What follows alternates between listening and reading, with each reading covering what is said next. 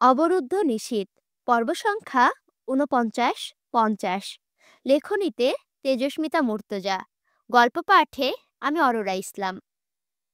হামজা ভেতরে এসে অন্তুর সামনে দাঁড়িয়ে নরম গলায় বলল, চাবিটা দাও। ওদেরকে ছেড়ে দিন। ওদের সাথে কোনো শত্রুতা নেই আপনাদের। ওরা কষ্ট পাচ্ছে শুধু শুধু। ওদের খামোখা আঘাত করে নিজেদেরকে জানোয়ার প্রমাণ করার কোনো বাহাদুরি নেই মেয়র সাহেব। ওরকম আঘাত আমরাও শুয়েছি, বহুত শুয়েছি। আরাম করে গড়িয়ে এত দূর আসেনি। জয়ের পিঠের দাগগুলো দেখেছো হয়তো। আমারগুলো দেখবে? তার জিম্মিদার ওই ছোট ছোট শিশুরা ছিল না। শিক্ষিত এবং বুদ্ধিমান মানুষ আপনি। যুক্তিহীন কথা আপনার মুখে খুব কটু শোনায়। চাবি দাও। ছেড়ে দিন ওদের। বাড়ি ফিরতে দিন। যে যার মায়ের কোলে ফিরে যাক। চাবি কোথায় রেখেছো? ঘরটা দুলে উঠল বোধহয়। গম গম করে প্রতিধ্বনি হলো হামজার গর্জনের মতো ভারী ধমকটা। চোখ বিস্ফোরিত হয়ে এসেছে।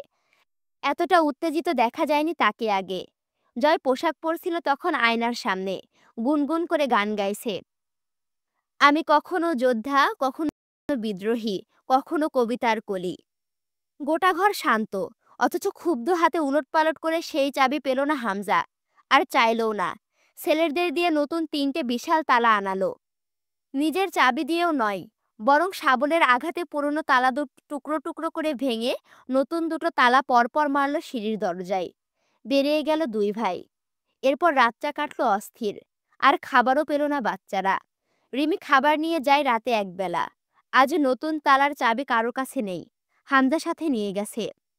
অন্তু কয়েকবার চেষ্টা করেছিল তালা ভাঙার, পারেনি। নামাজে সে রাতে খুব কান্নাকাটি করেছিল। শেষ রাতে অল্প একটু পানি খেয়ে রোজা রাখার নিয়ত করল। উপবাস মানুষকে প্রতিশ্রুতি করে, ভেতরের গ্লানি মুছে দেয়। এছাড়াও অন্তু টের পেতে চায় ওই ছোট্ট ছোট্ট বাচ্চারা কি করে না খেয়ে বেলার পর বেলা ওই অন্ধকার কুঠুরিতে কাটাচ্ছে।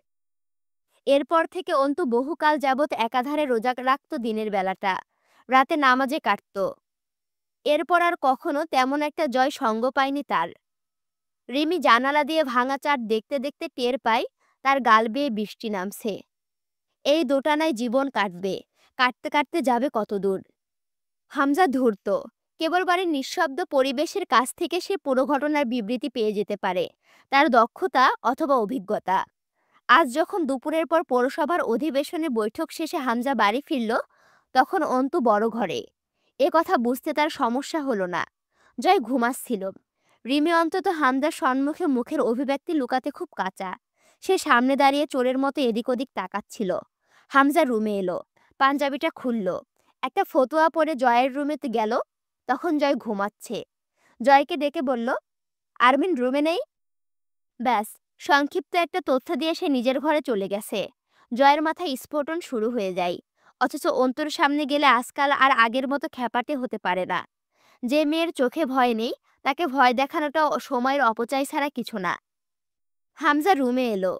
রিমি অস্থির হয়ে বিছানায় বসছে, উঠছে, এ কাজ ও কাজ করতে চাইছে, অথচ হাতে কাজ উঠছিল না। হামজা এসে বসলো বিছানায়। রিমি তাকাতে পারে না ওই শান্ত চোখে। আয়নায় দেখে ভারী মুখটা। চাপদাড়িতে শ্যামলা চেহারা দারুণ মানায়। রিমির দাদি বলতো, পাঠার মতো শরীর, হে দানবের লাগে আমার কুট্টি রিমিরে বিয়া দেশ না রে। অথচ সেই বিশাল আকৃতির লোকটা কখনো কিছু চাপিয়ে দেয়নি রিমির ওপর, বরং ওই ছোট্ট বয়সের জেদগুলোকে একজন অসীম ধৈর্যশীল অভিভাবকের মতো মেনে চলেছে। একবার রিমির কলেজের দুটো ছেলে রিমিকে কটূক্তি করেছিল। হামজা পটোয়ারির বউ কথাটা উল্লেখ করে নোংরা কথা বলেছিল। হামজা সেই ছেলে দুটোকে কি করেছে তা অজানা। একদিন রাতে রিমিকে নিজের কোলে বসিয়ে নরম করে বলেছিল, পড়ালেখার কি খুব ইচ্ছে আপনার ম্যাডাম? রিমি বলল, না, আমার পড়তে একটুও ভালো লাগে না, এক্সট্রা ঝামেলা। হামজা হেসেছিল, তো কি করতে ভালো লাগে? রিমি লজ্জায় লাল হয়ে মাথা নত করে। মুখে বলতে পারেনি, আপনার সংসার করতে ভালো লাগে। আমার বয়সটাই তো এমন, সংসারের কাজকাম করা, বউ বউ সেজে থাকার শিহরণ, আপনার সেবা যত্ন স্পর্শ, এইসব ছাড়া কিচ্ছু ভাল লাগে না। হামজা বলেছিল, তাহলে পড়ালেখা ছাড়িয়ে দেই, ইন্টার পরীক্ষাটা দিয়ে আর পড়তে হবে না। মন থেকে বলবে, তুমি রাজি? বিয়ের কবুল পড়াচ্ছেন? খিলখিল করে হেসে উঠেছিল রিমি। এরপর লেখাপড়া করা হয়নি আর। যখন ক্ষমতার অগ্রগতি হচ্ছিল হামজার, রিমির আনন্দ লাগেনি আবার? খুব লেগেছে। হামজার স্বপ্ন শুনতে শুনতে সেও চাইতো হামজা সংসদ নির্বাচনে অংশগ্রহণ করুক। সে হবে মাননীয় সংসদ সদস্য, যাকে বলে ওই এমপির বউ। কিন্তু মাঝহারকে মারার পর তাদের মাঝে যে ভাঙনের সুর বেজেছিল, তাও ঠিক মিটে যেত। কিন্তু তারপরে একদিন এলো রিমির ওপর এক জঘন্য প্রস্তাব। রিমিকে নিয়ে হামজা গেল একদিন বড় ঘরে। ও ঘরে প্রথমবার গিয়ে রিমি দম আটকে এসেছিল। মনে হচ্ছিল হামজার সাথে সে কোনো কবরে নেমেছে। জাপটে ধরেছিল হামজাকে। হামজা আশ্বাস দিয়েছে, কিচ্ছু হবে না, তুমি ওদেরকে খাবার দিবে একবেলা। আরমিন বিয়ে হয়ে আসার কিছুদিন আগে একপালা বাচ্চাদের আনা হলো। তাদের কিছুদিন রাখা হয়েছিল। এক রাতে তাদের নিয়ে যাওয়া হলো মালটানা ভ্যান গাড়িতে করে। কোথাও নিয়ে গিয়ে হত্যা করে ফেলা হয়েছিল। শুধু বাচ্চাদেরই নয়, যুবকদেরও আনা হতো। টর্চার করা হতো ওদের। কিছু জিজ্ঞেস করা হতো, কিছু সিস্টেম চাওয়া হতো। না দিলে মৃত্যু অথবা কারাগার। আপত্তিকর সিস্টেম। এসবের পর আজ অবধি রিমি হামজার মাঝে সেই পুরনো সম্পর্ক ফিরে আসেনি। দোটানা টানাপোড়েনে কেটে গেছে বহুদিন। রিমি ঘেন্নায় লজ্জায় দুটো বাচ্চা নষ্ট করেছে ভ্রূণ অথবা তার আগের অবস্থায় ওষুধ খেয়ে। তা হামজা জানে না। রিমি চায় না তার বাচ্চা পৃথিবীতে এসে এমন বাপ চাচার সংস্পর্শ পাক। এমন একটা বাড়িতে সে পালিত হোক, যে বাড়িটা কুলসিত, অমানুষদের বাস, যেখানে প্রতিটা সদস্যদের মাঝে আছে নোংরামির বীজ। হামজাকে দেওয়া তার সবচেয়ে বড় একটা নীরব শাস্তি, বাবা হওয়া থেকে বঞ্চিত করা। কারণ যে লোক অন্যের সন্তানকে এমন অমানসিক অত্যাচার করতে পারে, তার বাপ হওয়ার অধিকার নেই, কোনো কালেই নেই। অথচ হামজা মনে মনে একটা বাচ্চার জন্য মরিয়া। তবুও কোনোদিন মুখ ফুটে রিমিকে কিছু বলে না।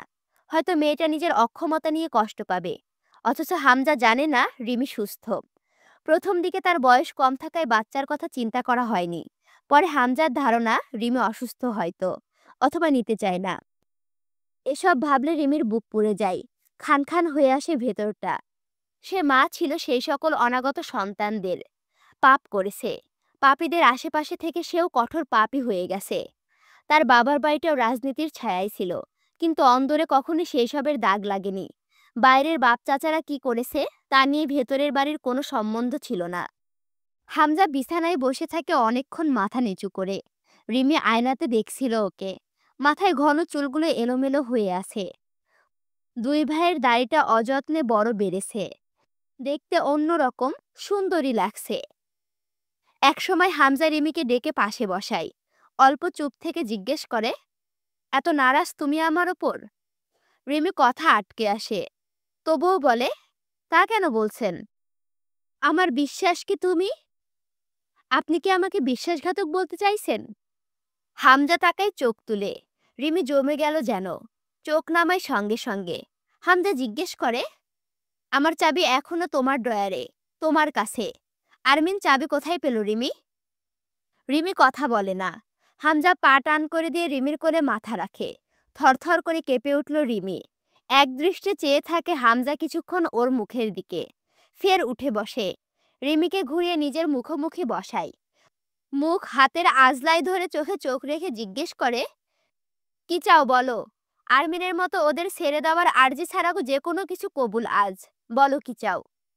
রিমি চোখ ভরে উঠেছিল চট করেই। এই লোকের সামনে টিকে থাকা বড় মুশকিল তার জন্য। যার প্রশস্ত বুকে মুখ না লুকালে একসময় একটুও চলতো না, সেই লোকটা থেকে সে এত দূরে কেন আজ? পরিস্থিতির কঠিন্য নিতে দম ফুরিয়ে যাওয়ার জোগাড় যে। পানিটুকু চোখ বেয়ে গড়িয়ে পড়ার আগে রিমি বলে, আপনি যা নিষেধ করছেন, আমি যদি সেটাই চাই? হামজা শান্তভাবে মাথা দোলায়। শর্তের খেলাপি হয়ে যাচ্ছে। অন্য কোনো কিছু চাও?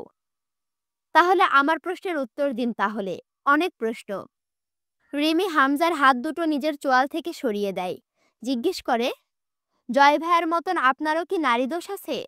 আরমিন বড় ঘরের আশেপাশে অনেক খারাপ মেয়ে দেখেছে। হামজা হাসল। অনেক কিছুই দেখে ফেলেছে সে। উত্তর দিন, নারী দোষ আছে আপনার? ছিল। বিস্ফোরিত আহত চোখে তাকায় রিমি। হামজা ছটফটিয়ে ওঠে। বোধহয় প্রথমবার তার চোখে কাতরতা লক্ষ্য করা যাচ্ছিল। সাফাই গাওয়ার মতো করে বলে, বহু বছর আগে ছিল, যখন আমি একদম যুবক। এরপর ধীরে ধীরে সোসাইটিতে যখন নামগাম বাড়ছিল, দায়িত্ব ও ব্যস্ততা বাড়ছিল, তখন সেসব কমে এলো। আবার তখনই একদিন ঝন্টু কাকার বাড়িতে তোমাকে দেখলাম। বিশ্বাস করো, আর কোনোদিন কোনো মেয়ে লোককে ছুঁইনি। চট করে রিমির মুখে হাত ছোঁয়াই। তোমায় ছুঁয়ে বলছি, আর কাউকে ছুঁইনি আজ পর্যন্ত। এরপর আর বেশি দিন অপেক্ষাও করিনি, এই জন্য তাড়াতাড়ি বিয়ে করে তুলে আনলাম। বিয়ের আগে ছেলে মানুষের দোষ ধরতে আসে? তখন তো তুমি ছিলে না, বিভিন্ন ক্লাবে সিলাবে যেতে হতো, তখন নিজেকে সামলানো যায়নি। কিন্তু তোমাকে দেখার পর আর না। নয়তো তুমি তখন একেবারে ছোট। অত ছোট বয়সে বিয়ে করতাম না, একটু বড় হতে দিতাম। কিন্তু আমি জানতাম এই একদিন আসবে, সেদিন জবাব দিতে গেলে লজ্জিত হতে হবে। কথা বলার সময় গাইগুই করা পছন্দ না আমার। যে কোনো পাপকে স্বীকার করব, সেটা বুক ফুলিয়ে। নয়তো নিজের পাপের চেয়ে বেশি ছোট লোক মনে হবে। এই স্বভাবটা জয় খুব পেয়েছে। এই দিনটাকে ফেস করতে চায়নি। রিমি বুঝতে পারছিল না কি করবে কি বলবে, অথচ বুকে এক প্রকার ব্যথা জড়িয়ে ধরছিল। ওদের কেন ধরে রেখেছেন? কাজ আছে। কি কাজ? সব কি বলা যায়? বললে বুঝবে। তবুও শুনি। না, শুনতে হবে না। কিছু কঠিন শোনায় হামদার স্বর। দুজনেই চুপচাপ মুখ ফিরিয়ে বসেছিল অনেকক্ষণ। কারো কোনো কথা নেই। দুইজনের ভেতরে জমাটবদ্ধ অপরাধবোধ নাকি তীব্র অনুযোগ পালা দিয়ে ওঠানামা করছিল। এক দুর্বোধ্য তৃপ্ত আবেগ অনুভূতি নিঃশব্দ ঘরটাতে ঘুরপাক খাচ্ছিল বাতাসের দোলনে। তখনই জয়ের ঘর থেকে চাপা বাকবিতণ্ডা কানে এলো। হামজা উঠে গেলে পিছে পিছে যেতে হলো রিমিকে। এরপর লোকটা তালা মেরে শেষ একবার ঘরে এসেছিল, তবুও কোনো কথা হয়নি। আজ আর রিমির কাছে ঘড়িটা পরিয়ে চাইল না। রিমিও এগিয়ে গেল না। বেরিয়ে গেল দুই ভাই। রিমি চুপচাপ বসে থাকে জানালার ধারে। এত ভাবনা, এত দ্বিধাদ্বন্দ্বের ভেতরে উথাল পাথাল হচ্ছে, মাথাটা যেন ছিঁড়ে পড়বে। একাধারে অনেকক্ষণ কান্না করার ফলে মাথাটা স্বাভাবিকের তুলনায় শতগুণ ভারী মনে হচ্ছে। বুক পোড়ার ধোঁয়া যেন আকাশে মেঘ হয়ে উড়ছিল। তা নির্বাক চোখে দেখে গেল সে পুরো রাত। রাত 2টোর দিকে মুস্তাকিন দিনাজপুরে পা রাখল। ঢাকায় আর একটা কাণ্ড ঘটেছে। তা হয়তো এসে পৌঁছেছে দিনাজপুর, অথবা পৌঁছায়নি। বাস টার্মিনাল ফাঁকা, রাস্তাঘাট শ্মশান হয়ে আছে। তারা কয়েকজন যারা বাস থেকে নামলো, তারাই কেবল মানুষ। গাড়ি তেমন নেই, হেঁটে যেতে হবে। ফ্ল্যাটটা এখনো ছাড়া হয়নি, তবুও সেখানে যেতে ইচ্ছে করলো না। অন্য কোথাও যাওয়া দরকার। কত মাস পরে সে দিনাজপুরে এলো আবার, মনে নেই তার। হাঁটতে হাঁটতে একসময় যখন অন্তুদের বাড়ির বেশ কাছ দিয়ে অতিক্রম করছিল, তখন সেই অদ্ভুত দুঃসাহসী আর অল্প স্বল্প বোকা নারীটার ভীষণ সুশ্রী মুখটাও ভেসে উঠল চেহারায়। ভীষণ স্নিগ্ধ। মাথায় ওড়না ছাড়া সে একবার দেখার সুযোগ পেয়েছিল। সেই রাতটার কথা মনে করে দীর্ঘশ্বাস ফেলল। সে ছিল তখন পুলিশ অফিসার। পরিচয়টার মায়ায় পড়েছিল সে। তবুও মেয়েটাকে অপমানের হাত থেকে রক্ষা করতে পারেনি। আজ সেই পরিচয় নেই, পরিচয় রাখার দরকার নেই। নারীটার ওপর তার দুর্বলতা আজও মিথ্যা নয়।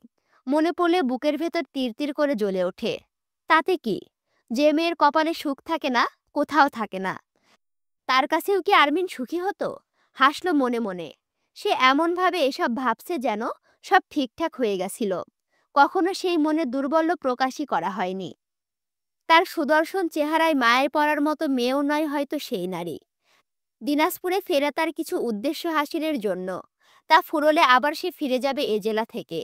সেই কটা দিন সেই অস্থায়ী পরিচয়ে পুরো ফ্ল্যাটটাই থাকবে বলে ভেবে নিল। কিছুদিনে সেই অবাস্তব পরিচয়টায় একটা মায়ায় পড়ে গেছিল কেমন। হাঁটতে হাঁটতে অনেক দূর এসে গেছে, টেরই পায়নি। সামনের রাস্তার মোড় পেরোলে বিশাল হোটেল। এখান থেকে ভবনটির মাথা দেখা যায়। জলজলে ইংরেজি অক্ষরে নিজের নাম জানান দিচ্ছে। উদাস পায়ে হেঁটে এগিয়ে গেল সে সেদিকে। আচ্ছা, এবার দৃশ্যপট হামজা পটোয়ারির বাড়ির দিকে আসলো, বুঝছো? কদিন আগে হঠাৎই তরুর কাছে কল এলো সেই লোকটার, যে শুধু তার জন্মদাতা হিসাবে বাপ, আর কিছুই না। তরুর বিশ্বাসই করতে পারেনি। যে মূর্খ লোকটা মেয়ে বলে পরিচয় দেয়নি কখনো, সে কেন কল করে মিষ্টি করে ডাকছে? তার অপরাধ, তার মায়ের গর্ভে একের পর এক শুধু মেয়ে জন্মেছে। আর মেয়েরাও তো কামাই করে খাওয়ায় না, ওদেরকে আরো বসিয়ে খাওয়াতে হয়। উপরন্তু বিয়ে শাদী দিতে গেলে কত ঝামেলা খরচা। কথায় কথায় সেই লোক বলল, একখান ইঞ্জিনিয়ার পাত্র পাইছি রে মা, সুখে থাকবি তুই। তোর মাও রাজি। শুক্রবারের বাড়িতে আয়, ওরা দেখবার চাই তোরে। তুই কইলে আমি জামুনে, আমার সাথে আসিস। তরুর অন্তরাত্মা কেঁপে ওঠে। একবার তরুর বয়স যখন 14 বছর, সেবার একবার এই লোক এসে ভুলিয়ে ভালিয়ে বাড়ি নিয়ে গিয়ে অর্ধেক বিয়ে দিয়েই ফেলেছিল। জুয়া খেলে হেরে যাবার পর অনেক টাকা ঋণ হয়ে গেছিল। এরপর এক বয়স্ক লোকের কাছে তরুকে বিয়ে দেওয়ার বদলে সেই টাকা শোধ করতে তার সেই আয়োজন। বুড়ো পাত্র অনেক টাকা দিয়ে 14 বছরের তরুকে বউ হিসাবে কিনতে চায়। তরু হাতে পায়ে ধরে কেঁদেছিল বাবার। মাতাল বাপ শোনেনি। ওর মাকে ওর সামনে মেরে নাক মুখ দিয়ে রক্ত বের করে দিল। সেই দিন জয় গিয়ে একটা হাঙ্গামা করে তরুকে নিয়ে এসেছিল। আর কোনোদিন তরুকে নিয়ে যাওয়ার সাহস পায়নি ওই লোক।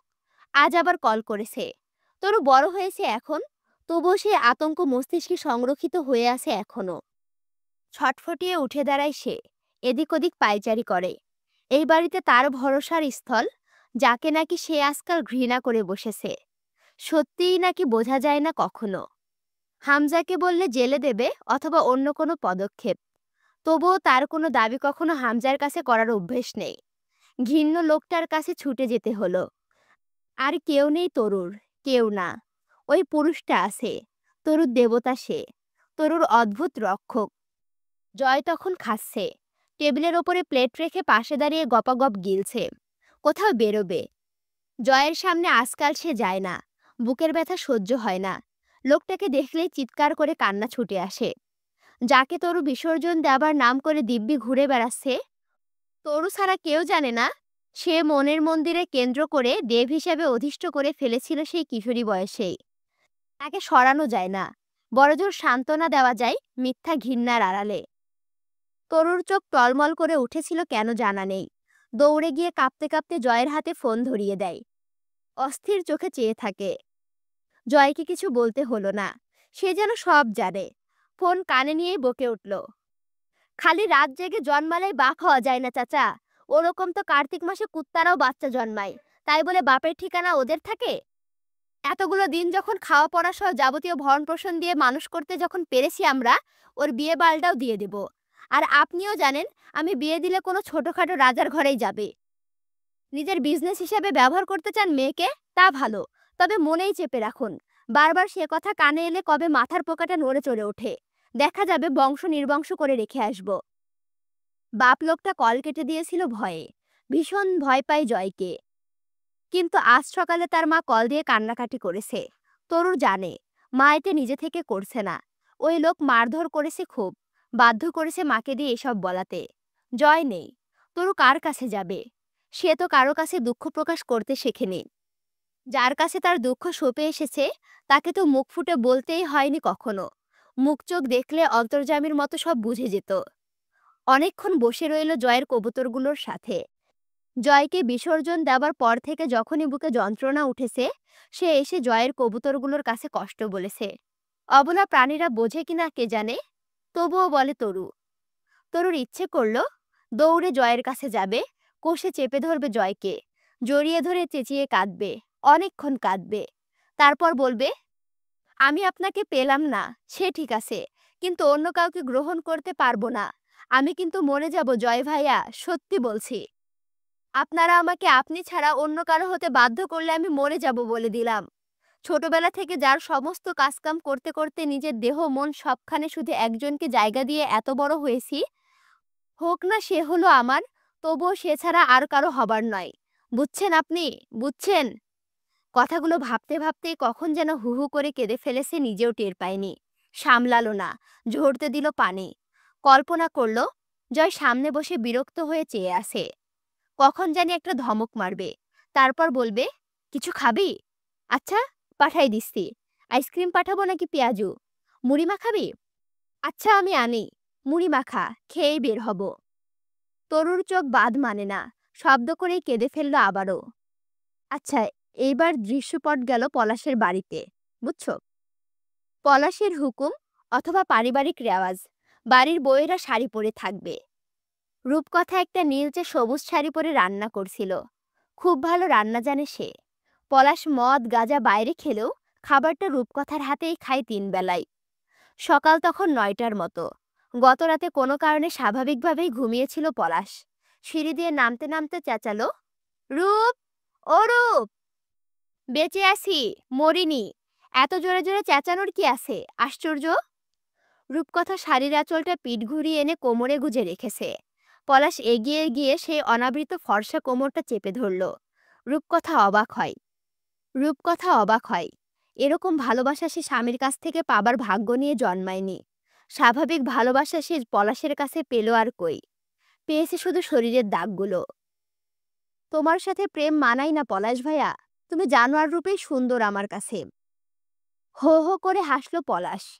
তুই বউ হবার পরেও তোর মুখে পলাশ ভাইয়া ডাকটা শুনতে এত ভাল লাগে, মনে হয় সেই ছোট্ট রূপ আমার পিছু পিছু ঘুরছে একটা পাখির খাঁচা কিনে এনে দেবার জন্য। রূপকথা কথা বলে না। সে কি জানতো তার সুদর্শন পলাশ ভাইয়া সুস্থ স্বাভাবিক মানুষ নয়? সে একজন সাইকো, সাথে কুখ্যাত সন্ত্রাসী ও কালো ব্যবসায়ী। বাবাই যে শিখিয়েছে পলাশ ভাইকে এইসব, সেটাও তো জানতো না রূপকথা। কি রান্না করছিস? চিংড়ি মাছ। নাস্তা না বানিয়ে সকাল সকাল চিংড়ি? পলাশ রূপকে সরিয়ে দিয়ে নিজে দাঁড়ায় চুলোর সামনে। এই সব সময় রূপকথা আচমকায় আশা করে বসে, পলাশ যদি আসলে সুস্থ হতো, ভালো হতো, সে একটা সুন্দর সংসার পেত। তার স্বামী সুন্দর, বেশ সুন্দর। রূপকথা চেয়ে থাকে। তার আর পলাশের চেহারায় সূক্ষ্ম মিল আছে, আর তারা দুজনেই সুন্দর। পলাশকে দেখে অল্প সন্দেহ করার অবকাশ নেই যে সে এমন হিংস্র টেরোরিস্ট। জিজ্ঞেস করে, আজ হাবভাব এমন লাগছে কেন? কি হয়েছে তোমার? আজ মুড ভালো। ভাবছি তোকে নিয়ে কয়দিন কাকার কাছ থেকে ঘুরে আসব। বহুদিন ঢাকা যাওয়া হয় না। ওই দিকের সব কি হাল আল্লাহই জানে। সব ছেড়ে ছুড়ে দিলে হয় না? কঠিন করে বলল রূপকথা। তোরা মেয়ে লোকেরা এই এক কথা ছাড়া আর কথা জানিস না। কি ছেড়ে দেব? আমি একজন ব্যবসায়ী, ব্যবসা ছেড়ে দেব? খাবি কি? আমি আর কাকা ব্যবসায়ী, খারাপ কি? ওগুলো ব্যবসা? তুমি আর বাবা মিলে সন্ত্রাস দল পরিচালনা করো, তা জানি না আমি? জানলে কি? তুই জানবি না তো কে জানবে? কাকা সেই দিন বলল একটা বাচ্চা কাচ্চা নিতে। এত বছরেও একটা উত্তরাধিকারী আসলো না। এসব তোরই আর তোর সন্তানের। রূপকথার কথা বলার রুচি থাকলো না। আগে এসব কিছু মনে হতো না। সেও ভাবতো এসব তো ব্যবসায়। আসলে তো তার বাবা একজন বড় ব্যবসায়ী, আর পলাশ ভাইয়া তার দেখাশোনা করে সব। পরে বুঝলেও কিছু মনে হতো না। এটা স্বাভাবিক। পরিবারের লোক যারা এইসব ভোগ করে, তাদের কাছে কোনো কালে এসব ভুল লাগে না। কিন্তু যখন পলাশের অত্যাচারের শিকার হতে শুরু করলো সে, তারপর থেকে কালোবাজারি ব্যবসা, নোংরামি, চাঁদাবাজি, খুন, স্মাগলিং এসবে ঘেন্না ছিটকে পড়তে শুরু করলো। পলাশের ফোন বাজছে। বকতে বকতে ফোন আনতে গেল। এত সকালে তার কল আসা অপছন্দ। ঢাকা থেকে কল এসেছে। রূপকথা শুধু এইটুকুই শুনতে পেল। পলাশ চেঁচিয়ে বলছে, কাকার লাশ কোথায়? কাকার অ্যাপার্টমেন্টে? রূপকথা থমকে যায়। বাবার লাশ? রাজধানীতে তার নিজের অ্যাপার্টমেন্টে? রাজন আজগর তার টাকার পাহাড়ের এক অংশ দিয়ে বিশাল একটা ভবন তৈরি করেছে ঢাকা শহরে। ভবনটি ২১ তলা। প্রতিটা ফ্লোর ভিন্ন কাজে ব্যবহৃত হয়। আবাসিক একটা ফ্লোর ছিল ১৮ তলায়। সেখানে তাকে মারা হয় খুব নৃশংসভাবে। পুরো ৭ ঘন্টা পর তার লাশের হদিশ পাওয়া গেছে। সেটা পেয়েছে একজন সার্ভেন্ট। সে সকালে ড্রিঙ্ক দিতে এসেছিল। পলাশ সোফাতে গেড়ে বসে থাকে। কাকার জন্য তার কষ্ট হচ্ছে। সে যখন ছোট, তখন তার বাপ ক্রসফায়ারে মারা গেল। মাটা পাগল ছিল। পলাশকে অমানসিক অত্যাচার করত। যখন তখন পশুর মতো মারা, খেতে না দেওয়া, ভাঙচুর করত মহিলা। পড়ালেখা থেকে শুরু করে সবটুকু ঠাঁই সে কাকার কাছেই পেয়েছে। পলাশ জীবনে প্রথম খুনটা তার মাকে করেছিল। একদিন সকালে পলাশ ঘুমিয়ে আছে। তার মা তাকে ঘুম থেকে ডেকে জাগানোর বদলে অন্যভাবে জাগিয়ে তুলল। চামচের দণ্ড গরম করে এনে পলাশের শরীরে ঠেকিয়ে দিল। ওপরের চামড়া পুড়ে শরীরের মাংস ঝলসে গেল। পলাশ খুব কাঁদছিল, যদিও সে জানতো তার মা কান্নার আওয়াজ পছন্দ করে না। এরপর তার মা এলো বাথরুম পরিষ্কার করার দাহ্য রাসায়নিক নিয়ে। সেই দিন পলাশ তার পাগল মাকে মেরে ফেলেছিল। তখন সে স্কুল ছাত্র। তার চোখে নারী মানে অমানুষ, ঠিক তার মায়ের মতো। পরে জেনেছে তার মাকে পাগল বানিয়েছিল তার বাপ চাচা মিলে। করা ড্রাগ দিয়ে দুই ভাই ওর মাকে নিয়ে ফুর্তি করেছে বছরের পর বছর। তবু কাকাকে সে কিছু বলেনি। মায়ের অত্যাচারগুলো ছাড়া আর কোনো কিছুই তার স্মৃতিতে ছিল না। তার মনে হয়েছে তার মায়ের সাথে ওরকম আচরণ করা ভুল ছিল না। ততদিনে যে সেও স্যাডিস্ট হয়ে গেছে তা বোঝেনি। পাগল বোঝে না, সে পাগল। স্যাডিস্টের কথা আবার মনে করাই দিই। স্যাডিস্ট হচ্ছে সেটা যেটা মহিলা মানুষকে নির্যাতন করে সুখ পায় সেটা। এটা পলাশের মধ্যেও আছে, আবার রাজন আজগরের মধ্যেও আছে। আচ্ছা, আবার গল্পে ফিরি। রূপকথার কান্না পাচ্ছিল। হাজার হোক বাবা, বিয়ের আগ অব্দি বাবা তাকে, সেও বাবাকে ভালোবাসতো। পলাশের সাথে বিয়ে না হলে হয়তো আজও তেমনই থাকতো। পলাশ যখন ঢাকার উদ্দেশ্যে বের হচ্ছিল, তখনই খবর এলো হোটেলে এবং সবগুলো ডেরায় আইন রক্ষাকারী বাহিনী গোটা ফোর্স নিয়ে ঢুকেছে। পলাশ বুঝল না একসাথে এত কিছু হচ্ছে কি করে, কে করছে। কিছুক্ষণের মধ্যে যে ফোর্স বাড়িতে ঢুকে পড়বে তা নিয়ে মোটেও সন্দেহ নেই পলাশের। রূপকথার হাতটা ধরে দ্রুত রুমে নিয়ে যায়, তাড়া দেয়, দ্রুত বের হ, বের হতে হবে এক্ষুনি। আমি তোমার সাথে কোথাও যাব না। অপরাধ করো তুমি, তোমাকে ধরা হবে। আমি বাবার কাছে যাব, তুমি পালিয়ে বাঁচো। পলাশের চোখের মনি লাল হয়ে উঠল, অথচ ভয় পেল না রূপকথা। বারবার কল আসছে ম্যানেজারের, দলছুট হয়েছে ওইদিকে সেটা নিশ্চিত। দেশের বাইরে লিগালি যাওয়া সম্ভব নয় এই অবস্থায়। কোথাও আন্ডারগ্রাউন্ডে থেকে কদিন পর বর্ডার পার হতে হবে। ওপারে বর্মা অর্থাৎ মায়ানমার পৌঁছাতে পারলেই হলো, সেখানে তার ব্যাকআপের অভাব নেই। পলাশের হোটেলে একটা ফ্লোর শুধু মদ আর অনৈতিক নেশাদ্রব্যে ভরা, সেটা পুলিশ জব্দ করল। ম্যানেজারকে বাড়িতে গিয়ে ধরা হয়েছে। হোটেলে সকাল সকাল মেয়ে নিয়ে কত কাস্টমার ঘুমাচ্ছিল, তারা সবাই পুলিশের জিম্মায়। কতগুলো থানায় পলাশের পেইড এজেন্ট আছে, তার হিসাব পলাশ নিজেও রাখে না। সেসব অন্য কেউ সামলাতো, অথচ সেই সকল কিনে রাখা লোকদের পার করে এত বড় ফোর্স উদয় করতে পারে কারা, তা বুঝতে পলাশের খুব বেশি সময় লাগলো না। তার লোককে জিজ্ঞাসাবাদ করা হয়েছে, সেটা পলাশ শেষ রাতের দিকে জানতে পেরেছে। কিন্তু কাকাকে কে মেরেছে, সেই নাকি অন্য কেউ? অন্তু এসব খবর পেল ওয়ার্কশপের ছেলেদের কাছে। রতন দোতলায় উঠে অন্তুকে ডেকে বলল, ভাবি, আজ কোথাও বের হয়েন না, অনুরোধ লাগে। কেন, বিশেষ কিছু হয়েছে? গাইগুই করছিল রতন। অন্তু বলল, নিঃসংকোচে বলুন রতন ভাই। ভাই মানা করছে, আপনারে পাহারা দিতে কইছে। আমাকে? হ, বিশেষ কইরা আপনারে, গোটা বাড়ি দাও। কেন তা কিছু বলেনি। রতন জয় আমিরের বইয়ের সামনে একটু থতমত খেয়ে যায়। মেয়ে মানুষ, অথচ কথাবার্তার ভাস কেমন জানি করা। ভাবি, আপনি বাইর হয়েন না প্লিজ। অন্তু অবাক হলো, এমনভাবে বলছেন কেন? আমি কি খুব অবাধ্য এমনটা আপনারা জানেন? রতন কথা বলে না, কাচুমাচু হয়ে দাঁড়িয়ে থাকলো। অন্তু ভুরু নাচায়। রতন মেকি হাসে, না মানে, আমরা জানি ভাইয়ার কথা আপনি শোনেন না, ভাইরে মানেন না আপনি। সরি ভাবি, মানে? অন্তু কপাল চেপে মুচকি হেসে ফেলল, আপনারা ভয় পান আমাকে? হ, না মানে না, ভয় না। আমি কি খুব অসভ্য? ছি, কি কন? তা কইছি নাকি? আল্লাহ মাফ করুক, অমন কথা কমু নাকি? ও ছি, আপনি খুব ভালো। কি করে বুঝলেন? এই লাইনে আসি বই নাকি অমানুষ হয়ে গেছি? মানুষ চেনার ক্ষমতা আমাগো আছে। আমি খালি কইছি ভাই আপনারে খুব মান্যি করে। মানে আগে কোনোদিন কাউয়ের সামনে থামতে দেখি নাই জয় ভাইরে। আপনি? আচ্ছা আচ্ছা, সেই সব যাক, আপনার ভাইয়ের নাম্বারটা দেবেন তো? অন্তুর ফোন জয় নিয়ে নিয়েছে। তুলির ফোনে এনে নম্বর তুলল। রতনকে বলল, আজ যেহেতু আমরা সব বন্দি, চলুন পিকনিক করি। আমি রান্না করব, দুপুরে সবাই খেতে চলে আসবেন, কেমন? অবাক এবং খুশিতে একাকার হয়ে চিৎকার করতে করতে নেমে যায় রতন। অন্তু ভুরু কুঁচকে চেয়ে থাকে। কয় বছর আগের কথা, অন্তু কতই না ডানপিটে আর চঞ্চল ছিল। আজকাল মানুষ নাকি তাকে ভারী মনে করে, ভয় পায়। জয় নেই, আসছে, রোজা রাখেনি। প্রথম 2-3 বার কল রিসিভ হলো না, পরে রিসিভ করে জয় ঝাড়ি মারল একটা। বালডা আমার, এখন কল করছিস কেন? দাওয়াত খাইতে আসছি আমি। কি দরকার তোর? ফোন রাখ। ধমক মারল একটা। অন্তু শান্ত স্বরে বলে, আমি আমি কথা বলছি। জয় বোধহয় অবাক হলো, ঘরবাড়ি? আপনি কল করছেন আমায়? অন্তু সেই সব আন্তরিক প্যাচার সায় না দিয়ে বলল, কোথায় আপনি? আপনার টেনশন হচ্ছে? কথা বাড়াবেন না, জবাব দিন।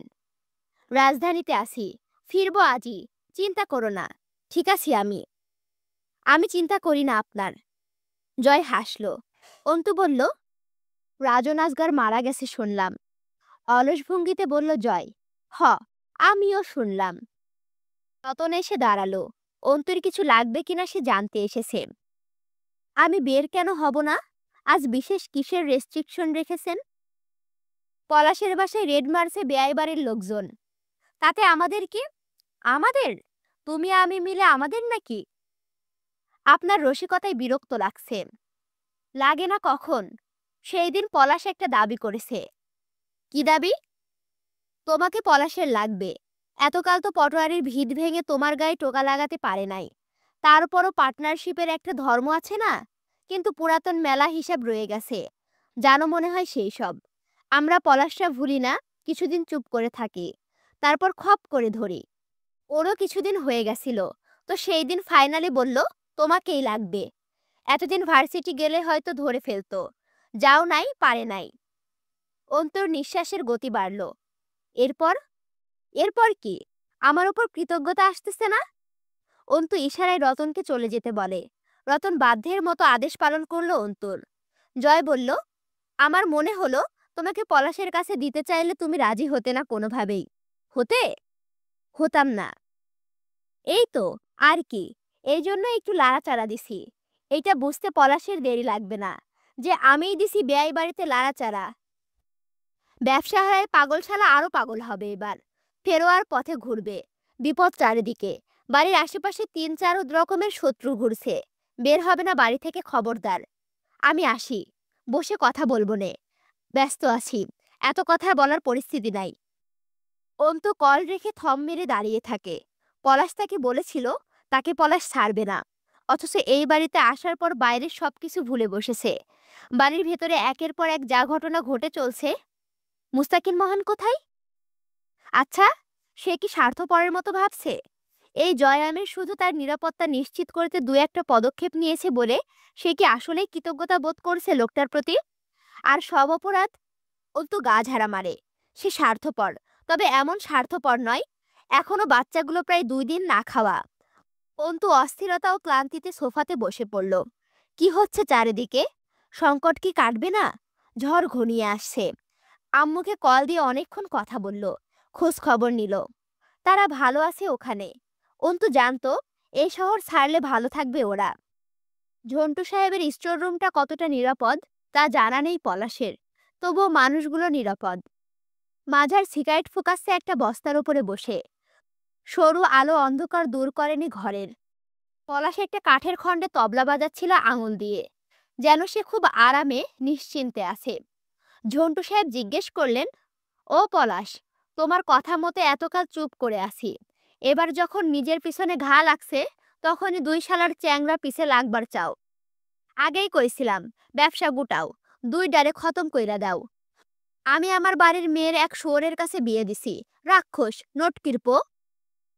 পলাশ চোখ দুটো বুজে রেখে বলল, মামা কথা কম বলুন, মেজাজ গরম করবেন না। মাঝার সিগারেট ফেলে দিয়ে আরেকটা ধরালো। একের পর এক টেনে যাচ্ছে। রাগ নিয়ন্ত্রণ সহজ কাজ নয়। আপন মনেই বলল, সারার হাসপাতালের সেই দিনগুলা ভুলছি আমি? নেহাত বোন জামাই, নাহলে কবে বাইনচোচ্চারে পুঁতে ফেলতাম। আমার এক একটা আঘাত আর ব্যথার শোধ না তুলে পলাশ ভাই তোমার হাতে দিব না ২ ডারে। তুমি দিনের পর দিন থামায়া রাখছো, নয়তো কবেই ২ ডারে জবাই করে ফেলতাম। খালি তুমি নয়তো। নয়তো কি করতি? পলাশ চোখ তুলে তাকাই। জলজলে মনির দুপাশে শিরায় শিরায় রক্ত জমেছে। মাঝার রাগে কাঁপতে কাঁপতে তাকাই। আব্বা বসে আছে, কিছু বলতেও পারতেছি না। শোনো পলাশ ভাই, একবার ওই বাড়িতে ঢুকলে সবগুলো মাগি মিনসের পিছন মেরে তবেই ফিরব। পলাশ হাসল। জনসাধারণের চেয়ে বেশি ভয়ানক দেখালো তার ফ্যাসফ্যাসে হাসি। আধো অন্ধকারেও চোখ দুটো জলজলে করছে সাপের মতো। বলল, জয়ের বউ মেন ফ্যাক্টরে মাজু। ওই চেংড়ি যেই দিন থেকে কাহিনীতে এন্টার করছে, শালার বাজিই পাল্টে গেছে। জয় আর জয় নাই। আমার সাথে কি কি না করছে, তবুও কিচ্ছু কই নাই। কেন বলতো? হেসে উঠল জোরে করে পলাশ। মাঝার অন্যদিকে মুখ ফিরিয়ে রইল। তার কালো চেহারা আরো কালো হয়ে উঠেছে। সে সহ্যই করতে পারে না জয় হামজার কথা। আজ ওই ২ শোরের বাচ্চা রাস্তায় না এলে তারা থাকতো জেলার রাজনীতিতে জমজমাট।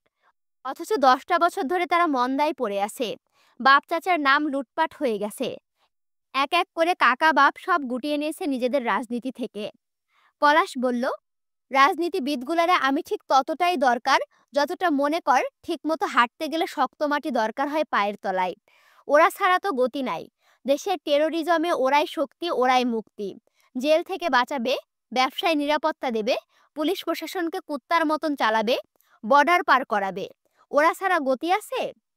হাতে রেখেছিলাম, কিন্তু আমার ইগোর চেয়ে বড় কিছু নাই। ওইটাই চটকাইছে জয় প্রথম ওর বইয়ের জন্য। অথচ আমি আজ পর্যন্ত চুপচাপ, কিচ্ছু করি নাই সেই মেয়ের। নিজের কাছে অবিশ্বাস ঠেকে।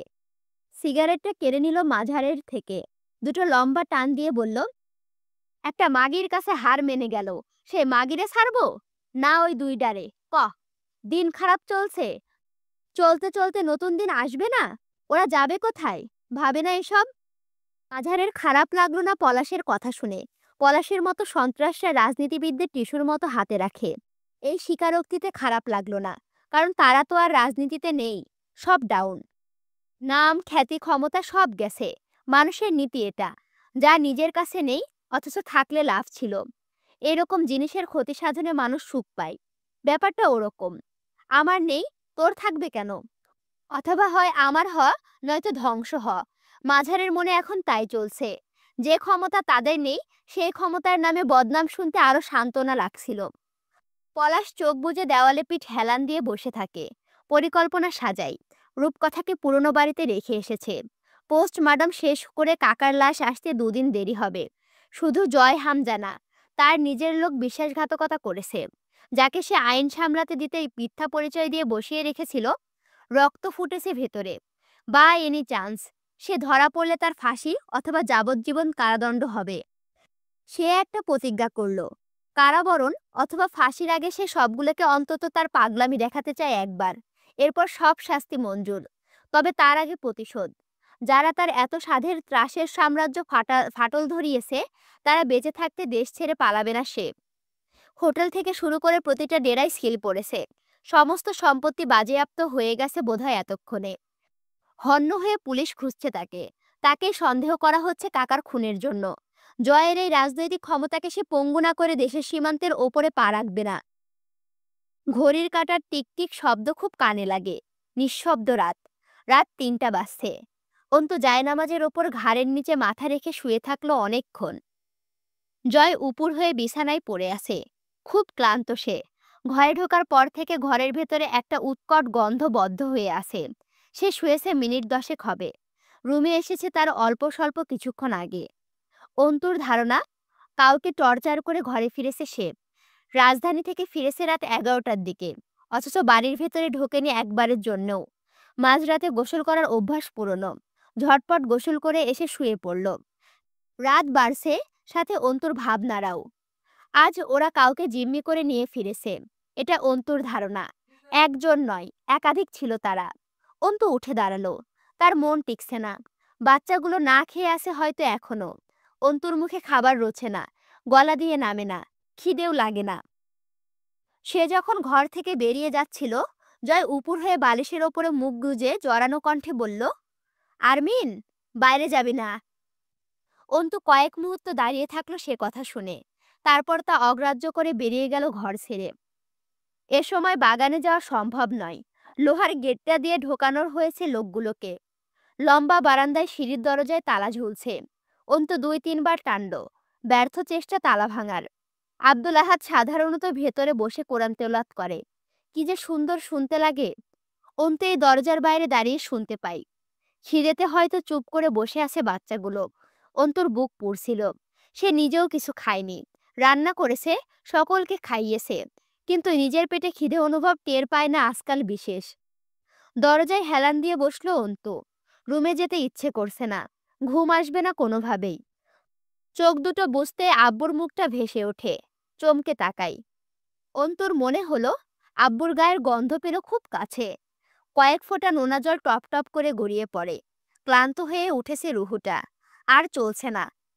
প্রগাঢ় অন্ধকারে বসে থাকে অন্তু। ঝিঝি পোকার ডাক ছাড়া চারেপাশ নিস্তব্ধ।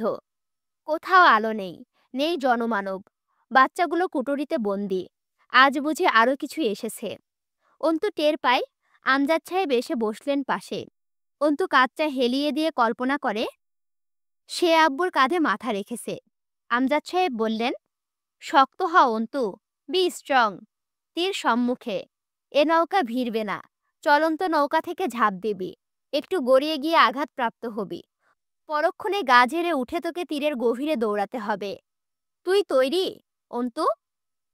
তখনই লৌহ কপাটের ওপরে ভেতর থেকে একটা পুরুষ কণ্ঠস্বর তীব্র সুর ভেসে আসে কিছু শব্দগুচ্ছ প্রতিধ্বনিত হয়ে। মানে অনেকগুলো বাচ্চা এবং একটা পৌরুষী কণ্ঠ মিলে কিছু, মানে তারা একটা প্রতিধ্বনি দিচ্ছে, তারা একটা কিছু বলে স্লোগান দিচ্ছে।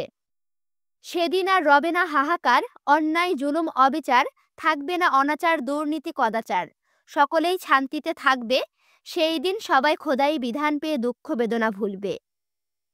অন্তুর গাটা শিউরে ওঠে। সে ছটফটিয়ে উঠে দাঁড়ায়। দরজায় হাত রাখে। তার ভেতরে কাঁপুনি উঠেছে। উত্তেজনায় বুক টলছে। এ কিসের সুর? নীরব যুদ্ধের দামামা? কোনো পুরুষের সাধারণ স্বরে গাওয়া এই সঙ্গীত এত বিদ্রোহ থাকতে পারে? এত সুকরুণ, তবুও যেন রণঝঙ্কার বাজছে। কণ্ঠস্বরটা চেনার চেষ্টা করে অন্তু। সেই অস্ত্রের মতো ঝনঝনিয়ে স্বর ফের সুর টানে। কোনো একদিন এদেশের আকাশে কালিমার পতাকা দুলবে, সেই দিন আর নয় বেশি দূরে, কিছু পথ গেলেই মিলবে। অন্তুর শরীরটা ঝাঁকি মেরে ওঠে। মনে মনে বলে ওঠে, ওরে টান, কে আপনি যুবক? এত বিরোধ অগ্নি। কখনো আবার বলে ওঠে, মাশাল্লাহ। অন্তু চাতকের মতো পিপাসত্ব হয়ে চেয়ে থাকে অন্ধকারে সেই দরজার পানে। মাথাটা ঠেকিয়ে সেখানে। তার চোখ দিয়ে অশ্রু ঝরছে। কিসের অশ্রু? সাহসের? অথবা পথহারা পথিকের পথ পাওয়ার আশঙ্কা?